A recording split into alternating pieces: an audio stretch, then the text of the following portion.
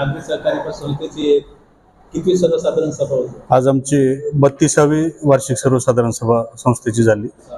संस्थेचे संस्थापक रावसाहेब काळे ते विद्यापीठात नोकरीला असताना 1992ला त्यांनी संस्थेची स्थापना केली. 1992ला ते विद्यापीठात जेव्हा नोकरी करायची तेव्हा विद्यापीठात त्यावेळेला ज्या कर्मचाऱ्यांना बाहेरील सावकार कर्ज द्यायचे आणि पगाराच्या दिवशी तिथं उभं राहायचे वसुलीसाठी, त्याचा विचार करून त्यांची अडचण दूर करायची म्हणून त्यांनी ह्या संस्थेच्या अनुषंगाने पाऊल उचललं.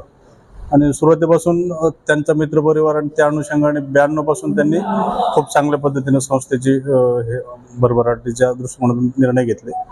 बाजूला जे संचालक आहेत डॉक्टर देगावकर सर विद्यापीठातले, आमच्याशी जवळजवळ 40% सभासद विद्यापीठाशी निगडीत आहेत.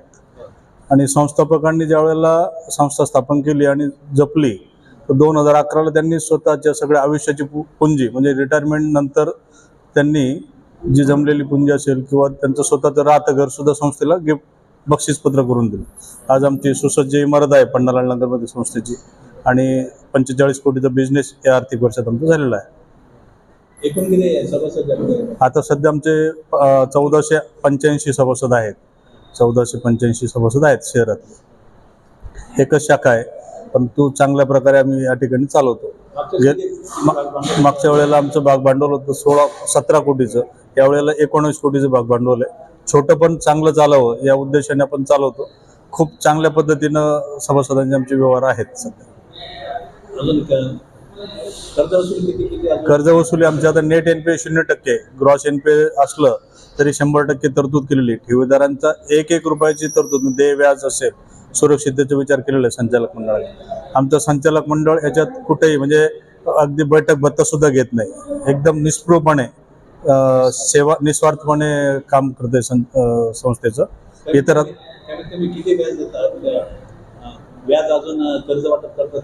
कर्ज वाटपाचे व्याजदर आमच्या तारणी कर्जाला 14% आणि विना तारणी कर्जाला 16% व्याजदर आहे.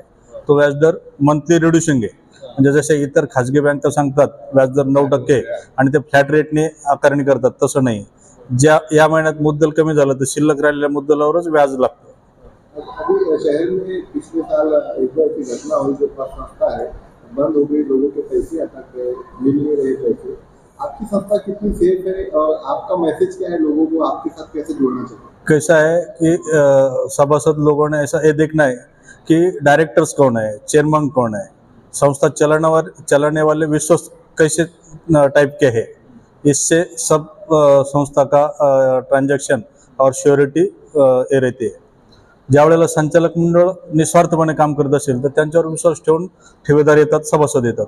सध्या RBIनं जे पतसंस्थांना बंधनं घातलेली आहेत की ओपन बँकिंगचं लायसन पतसंस्थांना नाही, परंतु तुम्ही फक्त सभासदांशी व्यवहार करावेत आणि सभासदांच्या गरजा भागवण्यासाठी तुम्ही त्यांना सभासदांनाच कर्ज द्यावेत. तर सभासद होताना विश्वस्ताकडे पाहून लोकांनी यावं. आणि संचालक मंडळाने सुद्धा आता तुम्ही विचारलं शहरात ज्या घडलेल्या घटना आहेत वगैरे, निश्चित म्हणजे ठेवीदार आणि सामान्य माणसं नागरिक हे स्वतःच्या कष्टाचं पैसे त्या ठिकाणी गुंतवतात. त्या पैशाचा दुरुपयोग संचालकांनी करू नये हे नक्की. आणि तेच संचालकांनी जर पाळलं तर संस्था ठेवीदारांना कधीही अडचणीत आणू शकणार नाही. ठेवीदार कायमस्वरूपी सुरक्षित राहतात. आमच्या ह्या गेल्या वर्षभरात जे शहरात घडलेल्या घटना आहेत तर त्याच्यातून आमच्या ठेवीदार अजिबात विचलित झालेले नाहीत.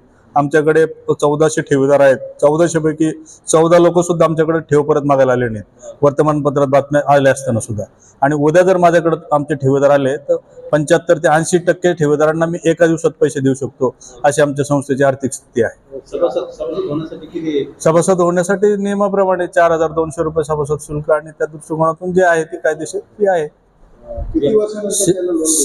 शहरातला जो आहे त्याचे लोन त्याला दिलंच जातं असं काही नाही. त्याची शहरातली स्थावर मालमत्ता असेल, स्वतः त्याची गरज काय आहे, त्याचं उत्पन्न काय आहे आणि त्याचं त्या उत्पन्नाच्या अनुषंगाने विचार करून नंतर कर्जाचा विचार केला.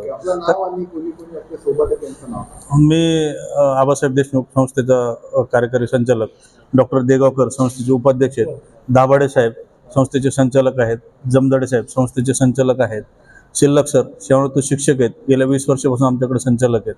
आणि विद्याधरजी साखरे हे गेल्या म्हणजे 15 वर्षापासून संस्थेचे संचालक आहेत, परंतु विद्यापीठात असल्यापासून सभासद आहेत.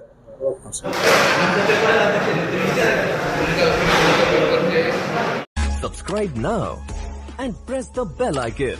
Never miss an update.